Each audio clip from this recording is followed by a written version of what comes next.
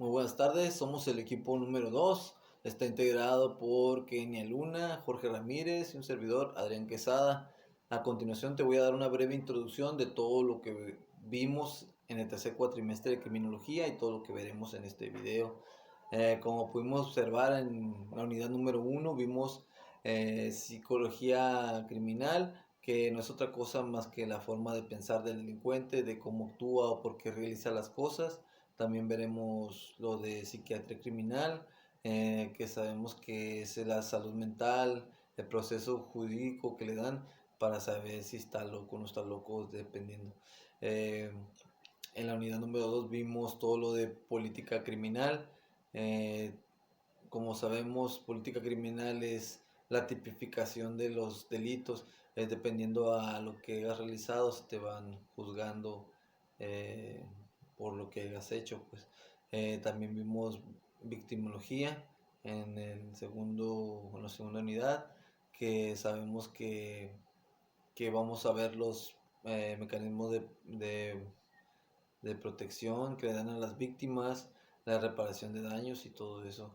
En la unidad número 3 vimos delincuencia común y delincuencia organizada, que delincuencia común sabemos que no son más de dos personas, no trasciende escala. En la unidad 3 también vimos lo de la diferencia con delincuencia organizada, que sabemos que ya hay permanencia, hay asignación de tareas, hay jerarquías. eh, También vamos a ver la diferencia entre asociación delictuosa y delincuencia organizada. En la unidad número 4 vamos a ver todo lo relacionado a medicina legal.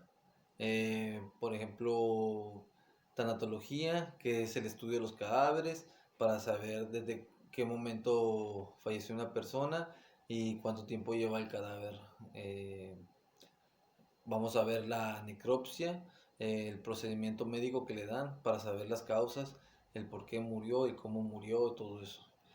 También veremos criminalística, que es el auxiliar, la ciencia auxiliar del derecho, que es la que examina cómo muere la persona. Tiene que recrear la escena, de no alterar la escena, pues, observar, registrar, fotografiar, recolectar, analizar y observar todos los detalles de la escena para el proceso jurídico. También vemos todo lo relacionado a odontología, la ética profesional, perito evaluador, todo lo relacionado a esos temas. La asfixiología, veremos los trastornos de ventilación pulmonar, todo lo relacionado a asfixias y todo eso. En toxicología veremos las alteraciones del cuerpo por sustancias eh, como drogas, cocaína y todo eso. Vemos cómo la toxicología ayuda al sistema jurídico para ver si la persona estaba drogada o cómo realizó, por qué realizó las cosas. Es como una ciencia auxiliar también. Veremos todo lo de ginecosexología, que está ligado a todos los procesos, todo lo relacionado a sexo y accesos carnales de penetración y todo eso. Veremos lo relacionado a traumatología, que son lesiones del aparato locomotor, todo relacionado con huesos y todo eso. Gracias. La psicología criminal es la ciencia que se encarga de adentrarse en la mentalidad del delincuente para descubrir qué es lo que motiva a este tipo de personas a cometer crímenes. Saber cuál es su necesidad por cometer crímenes, el porqué de una forma específica, por qué a ciertas personas, por qué de un sexo en específico, por qué a ciertas horas, por qué en tales lugares, por qué el todo, las herramientas que utilizan y la vestimenta que prefieren utilizar a la hora de sus crímenes. Cuando hablamos de la psicología criminal, tenemos que entender que es la ciencia que intenta averiguar y conocer qué es lo que introduce a un individuo a delinquir, los significados de su conducta, el porqué el por qué los castigos no lo intimidan y lo hacen renunciar a su conducta delictiva. Hay que comprender que existen diferentes tipos de criminales para poder adentrarse en su mentalidad, como lo son los delincuentes ocasionales, que solamente delinquen de vez en cuando o muy rara a la vez, pero al final de cuentas delinquen y lo hacen, delinquen. Los persistentes, que sí tienen una rutina y lo hacen con más frecuencia que los ocasionales, son más peligrosos, se podría decir. Los enfermos mentales, que pues están mal de la cabeza, ya sea patológicamente o que tengan una enfermedad. Y están los organizados contra los desorganizados. Su misma palabra lo dice. Los organizados son personas pues muy organizadas, que preparan todo antes de ejecutarlo, lo que van a hacer para pues que haya menos probabilidad de que los agarren, ¿no? Y los desorganizados pues son personas que hacen más las cosas al ahí se van, y se les presenta la ocasión y lo realizan. También son delincuentes y son peligrosos. ¿Qué es lo que motiva a estas personas a cometer sus acciones? Hay una frase que dice que cuando una necesidad es demasiado necesaria, se vuelve una motivación para realizar la acción. En el entendimiento de la conducta criminal y antisocial, en muchos de ellos no existe sentimiento de culpa ni temores.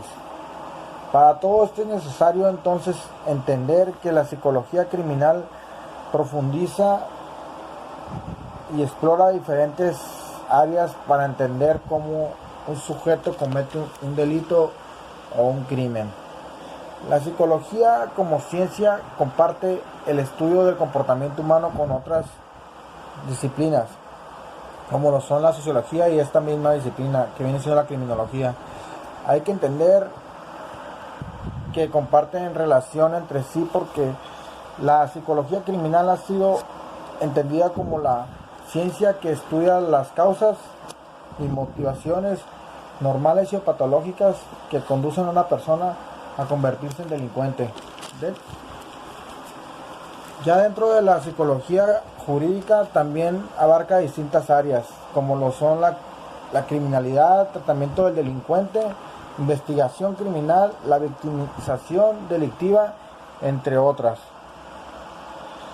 Intenta abordar la comprensión del fenómeno de la delincuencia, sus causas, efectos y tratamiento, con la finalidad de ayudar a su reducción mediante métodos preventivos o interventivos. En este video también hablaremos de la psiquiatría criminal. La psiquiatría es la rama de la medicina que trata de las enfermedades mentales, los problemas emocionales y los trastornos de la personalidad. En el campo forense, el hacer de la psiquiatría, como se ha visto, es claro y concreto. Es un hacer complementario y técnico que permite a la justicia penal determinar en singulares casos si el sujeto es imputable. Esto quiere decir que si es responsable de la acción antijurídica que cometió o no, y si puede ser estimado como responsable de un hecho delictivo. Es importante saber de la imputabilidad que está en el artículo 17 del Código Penal, que está exento de pena el que en el momento del hecho, por enfermedad mental o por graves perturbaciones de la conciencia o por graves insuficiencias de la inteligencia, no pueda comprender la antijuricidad de su acción o conducirse de acuerdo a esta comprensión. Gracias. Yo les hablaré un poco sobre la unidad 2. En esta unidad miramos los temas que son política criminal y victimología. Yo les explicaré o les daré una breve información acerca de cada tema. La criminal es una política pública que orienta a los fenómenos definidos por una ley penal, o sea, como que es como un delito y ya estudia sus estrategias, sus características. El objetivo de la política criminal es eliminar como las penas cortas de prisión o las multas que frecuentemente hacen sin sentido. Luego también está que tener o sea que eliminar una imagen o no dar una imagen como en un estado peligroso, calmar todo eso que tenemos nosotros por el peligro sobre los crímenes que hay, o sea que los asaltos, los secuestros, las balaceras y todo ese tipo de cosas se relaciona a la política criminal. Por otro lado, la política criminal como ciencia pretende unas exposiciones sistemáticas y ordenadas de las estrategias, tácticas o medios sociales para conseguir un control de un delito. Conclusión, pues la política criminal viene siendo una disciplina que suministra o analiza a los poderes públicos, que nos da una sanción concreta, dejando como atrás este tema. Pues hablando sobre el tema de la victimología, pues viene siendo, victimología es la disciplina científica que está derivada de la criminología, y en ella se estudia las víctimas de un delito o en sus diversas fases de victimización.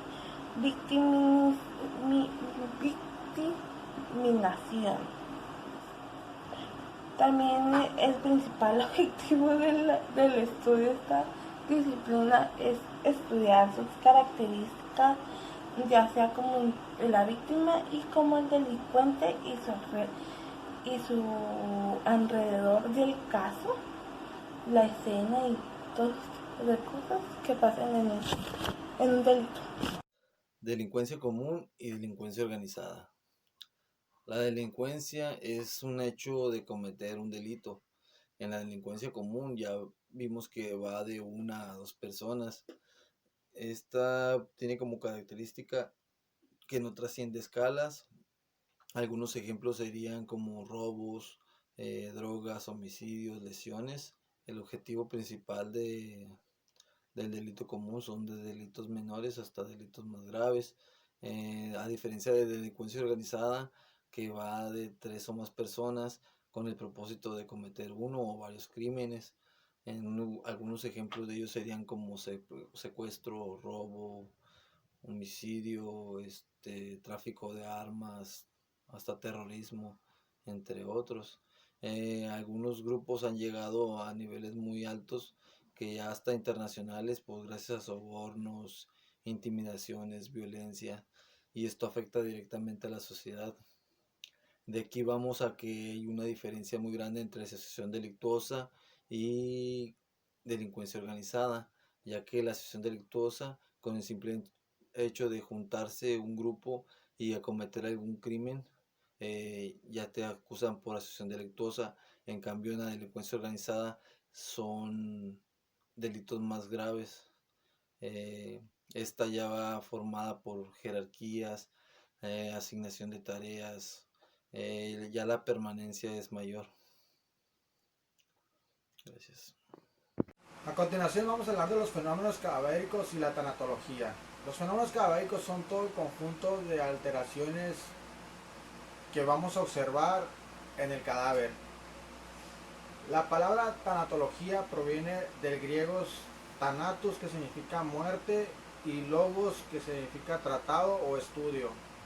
Otra definición que deberíamos de conocer es el cronotanatodiagnóstico, que viene siendo el tiempo estimado de la muerte a través de los signos cadavéricos. Y otra definición es el de la muerte, que viene siendo la abolición permanente y definitiva de las funciones vitales de un organismo, en este caso de los organismos nerviosos, cardiovascular y respiratorio. La clasificación de los fenómenos cadavéricos se divide en dos, serían los fenómenos tardíos y los fenómenos tempranos. Los fenómenos tempranos aparecen en las primeras 24 horas de la muerte, que uno de los primeros que vendría siendo es el enfriamiento cadavérico. Debido al cese de las actividades metabólicas, el cadáver va perdiendo su temperatura hasta igualarla a la del ambiente, manifestándose principalmente en las partes expuestas, ya sea manos, pies y tobillos. Segunda serían las no tan expuestas, como serían las axilas, el cuello y por último las vísceras. En las primeras 12 horas de muerto, el cuerpo empezaría a perder 1 grado centígrado de temperatura por hora, y en las segundas 12 horas sería la de 0.5 grados centígrados. Para determinar la temperatura, el tiempo de muerte del cadáver en temperatura, existe una fórmula que se llama la fórmula de Glister, que se basa en tomar la temperatura media rectal normal y restarle la temperatura rectal del cadáver y dividiéndolo por una variante de 1.5. El resultado iguala al tiempo o horas de muerte del cadáver. Las livideces cadavéricas. Estas manchas rojizas se van a ubicar en los sitios declive del cuerpo, o sea, en las partes bases del cuerpo. Estas livideces comienzan a aparecer desde el momento de la muerte, pero se hacen presentes a partir de las 2 o 3 horas de muerte. Si a la lividez se le aplica una digitopresión y la mancha lividez se mueve con facilidad, esto quiere decir que el cuerpo ya ha alcanzado un promedio de 3 a 4 horas de muerte. Si al momento de que le haga la digitopresión se mueve con más dificultad, se puede decir que el cuerpo ha alcanzado de 6 a 8 horas de muerte. Si en el caso de que se le hace una digitopresión y la lividez ya no tiene movilidad, o sea, la sangre que está por debajo de la piel ya no se mueve, quiere decir que el cuerpo ya ha alcanzado un tiempo de más de 12 horas de muerto. La rigidez cadavérica es lo primero que entra en rigidez. Vendrían siendo los grupos musculares pequeños, que vendrían siendo las manos, la mandíbula, la cara, los ojos. Lo segundo que vendría siendo son los grupos musculares medianos, que vendrían siendo los brazos y el vientre. En los grupos vasculares grandes vendría siendo el torso, piernas y muslos. A las 3 horas de muerte se pueden encontrar ya rígidos los músculos pequeños. Alcanzar a las 6 horas de muerte ya estarán rígidos los músculos medianos, y pasadas las 12 horas se encontrarán rígidos todo el cuerpo, incluyendo los músculos grandes. Todo esto alcanzará su rigidez máxima hasta las 24 horas y descenderá a partir de las 36 horas, apareciendo los signos tardíos del cadavéricos. El espasmo cadavérico está asociado a la rigidez mórtil y puede aparecer automáticamente después de la muerte. La deshidratación cadavérica, en esta es otro signo cadavérico que se refiere a la mancha negra esclerótica.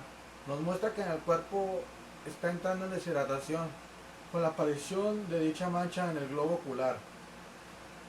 A partir de las 3 horas con el ojo abierto y a partir de las 24 horas con el ojo cerrado.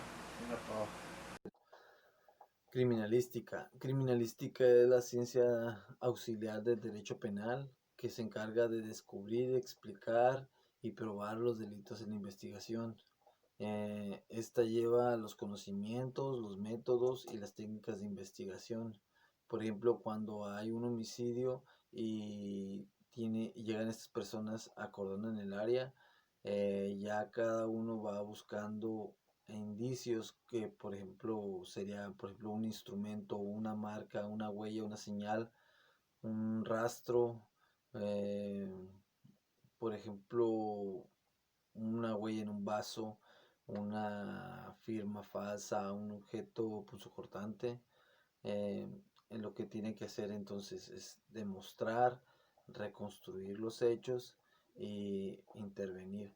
Esto ayuda mucho a la medicina legal. Esto lo hace con el fin de determinar la existencia de un hecho delictivo. Puede saber si hay una participación de una o varias personas, se recrea la escena. Eh, las ciencias naturales es como un apoyo para la criminalística, ya que, por ejemplo, la física que estudia la propiedad, tiempo y espacio, la química que ayuda con la estructura y las reacciones químicas y la biología que estudia los seres vivos, con eso lleva a que cuando se haga la investigación puedan saber si una persona, por ejemplo, está drogada o, por ejemplo, si la mataron con un objeto punzocortante. Cualquier tipo de evidencia ayuda a un juicio en un sistema. La ontología es la rama de la ética que trata especialmente en las actividades profesionales, así como el conjunto de deberes profesionales. Existen dos tipos de odontología, que una es la perspectiva y la otra es la perspectiva y la aplicada. Bueno, la aplicada es la que nos habla sobre los deberes de la vida cotidiana, así como hacer como lo correcto o lo que está bien, tener un buen manejo en nuestra vida diaria.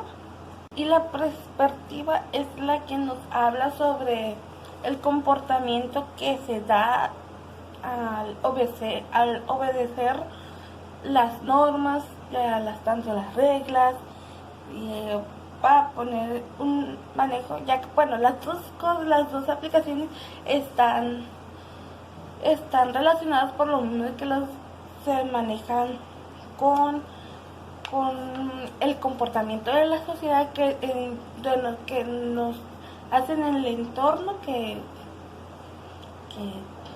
vivimos.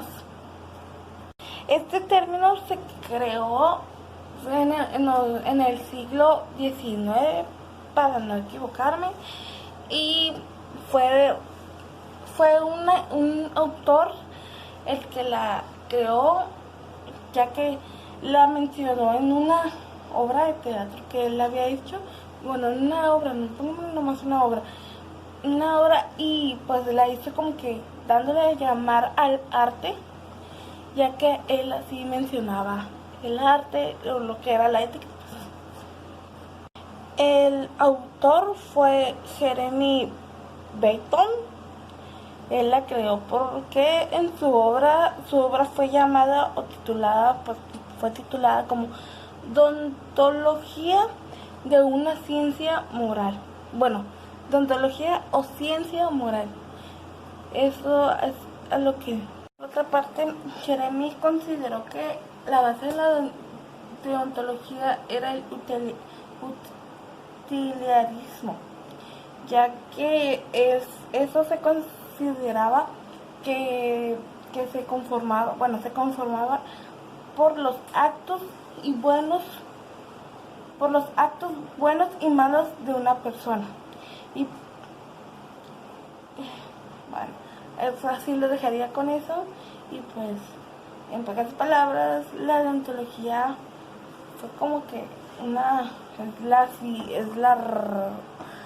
es lo que conforma la felicidad de una persona. Bueno, la actitud de una persona es la que estudia más que nada algo así. Cuando hablamos de asfixiología, nos referimos a la pérdida de conciencia o muerte originada por la interrupción de la respiración debido a la falta de oxígeno en el organismo o algún exceso del dióxido de carbono. En otras palabras, es la carencia de oxígeno y el impedimento para que salga el dióxido de carbono, provocando trastorno de la función respiratoria, llamado hipoxia. La hipoxia viene siendo la disminución del oxígeno en la sangre del organismo, y la anoxia, en otro caso, sería la ausencia total del oxígeno en el organismo. Cuando hablamos de las asfixias mecánicas, se debe al mecanismo por la obstrucción de nariz y boca, la obstrucción y comprensión de las vías respiratorias, el aplastamiento del tórax y el abdomen. Eh, También está la asfixia por ahorcadura. Esta casi siempre es una muerte violenta por anoxia encefálica, provocada por constricción del cuello, operada por una fuerza externa a la del cuerpo de la víctima. Dicha fuerza puede ser a través de un lazo o directamente de las manos del victimario. Siempre va a ser un homicidio. En los ojos de la víctima podremos apreciar la retina del ojo con hemorragia subconjuntival. En la asfixia por sofocación se, re- se refiere a un conjunto de asfixias que no responden ni a la constricción del cuello ni a la sumersión.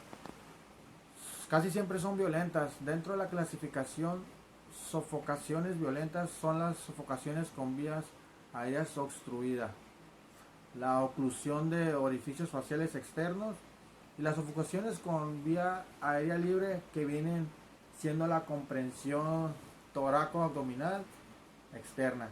Se encuentran en esta víctima, se podrán encontrar signos de riña, escoriaciones y contusiones.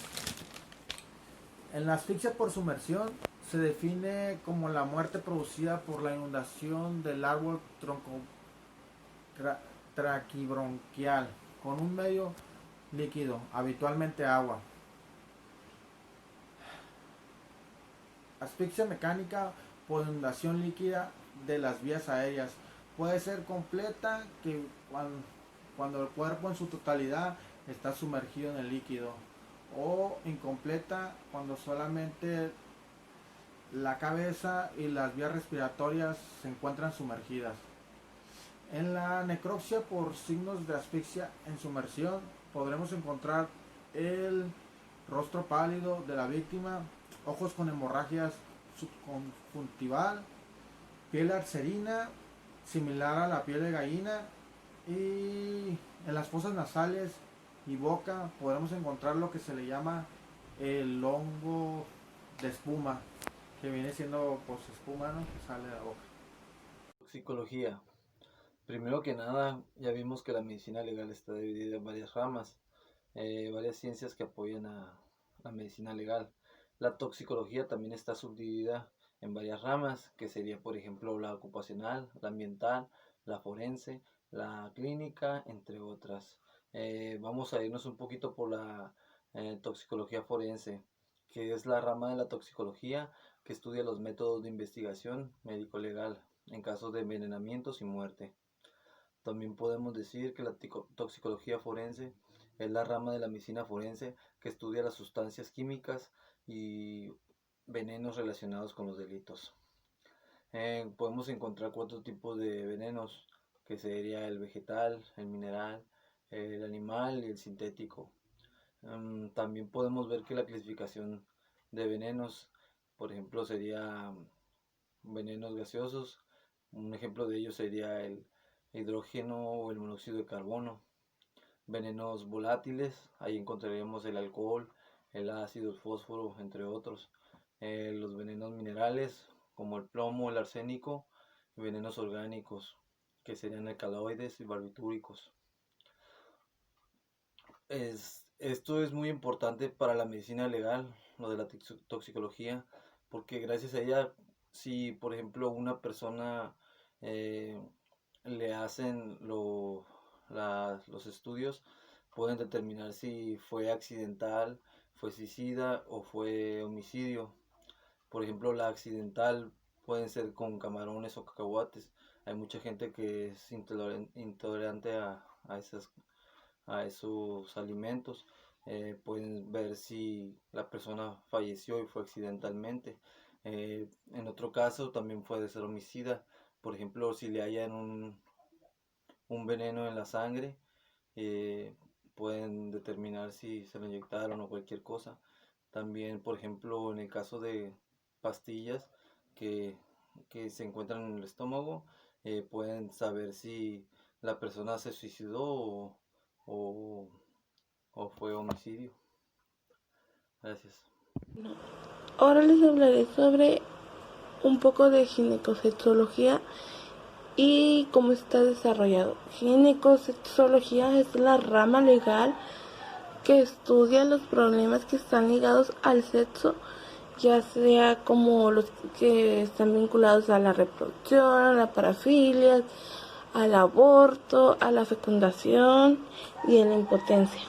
Ahora les daré una breve explicación a una definición sobre qué es coito. También se le puede decir acceso carnal, ya que es la penetración del pene, ya sea total o parcialmente dentro de la vagina o del ano. Aunque no sea reproducción de un orgasmo directo o no, y no siendo indispensable la eyaculación. Ahora les diré qué es de la desfloración. Esta es la ruptura de la membrana imeneal producida por la penetración del pene en erección. Dicha ruptura se puede deberse a ya sea como que un trauma o penetración por los dedos o a la acción de un juguete o cosa. Desfloración se produce un desgrado, ya en esta se reproduce un cierto dolor y un sangrado, que esto ocasiona una hemorragia interna y un cierto síntoma que generalmente son muy discretos, pero pueden llegar a tener una valoración. Ahora les mencionaré las dos tipos de desfloración. Primero está la completa, que es aquella en la cual el desgarre se extiende del borde libre al borde adherente del himen. Luego está la incompleta, que es aquella en la que el desgarro que comienza en el borde libre, pero no llega hasta el borde de la implementación del himen. Bueno, la localización y distribución de los desgarros en la desfloración se ocurre en la presentación fíctica de una esfera de reloj, y se procede a ubicarlos lo más fielmente posible a la realidad encontrada en el peritaje. Si el desgarro está en la parte superior y central del himen, se dice que el desgarro está a las 12. Si esta parte opuesta, es decir, inferior y central, se dirá que el desgarro está a las 6 según la esfera de reloj. Ahora les mencionaré la tercera de la ginecología. Son 4 puntos. La primera es que la examinada debe acudir al mandato del funcionario instructor competente. 2. El lugar y la forma del examen deben ser correctos. La 3 es que es indispensable la presencia de la enfermera y prudencia médica. Debe estar presente la madre o el padre, ya sea el tutor de la examinada, si es menor de edad. Y 4, como perito, debe actuar a la ciencia del médico, la variedad del testigo y la ecuanimidad del juez, y ser objetivo en las apariciones.